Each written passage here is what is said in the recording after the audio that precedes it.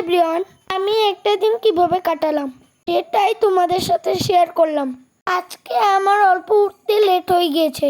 6:30 অল্প পরে উঠে পড়েছি। আমি ঘুমের থেকে উঠে জানলার সামনে বসি। কেন জানি না, আমি ঘুম থেকে উঠে জানলার সামনে বসলে পাখির ডাকগুলো শোনা যায়, তাতেই মনটা ভালো হয়ে যায়। তারপরে মাকে গুড মর্নিং বললাম।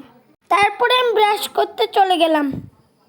তারপর স্নান করে এসে পড়লাম। তারপর চুল আঁচড়িয়ে নিলাম।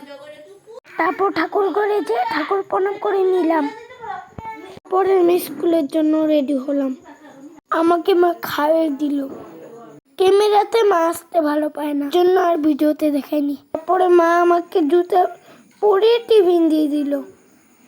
মাকে আমি তারপর টাটা দিয়ে স্কুল চলে গেলাম। আমি স্কুল থেকে চলে আসলাম। তারপরে ফ্রেশ হয়ে খেয়ে ঘুমিয়ে পড়েছিলাম।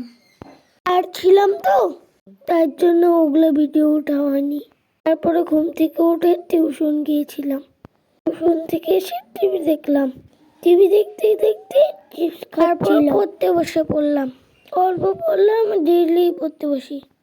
কোনো দিন পড়তে ভালো না লাগলে রিভিশন দিই। আজকের দিনটা এতটুকুই ছিল।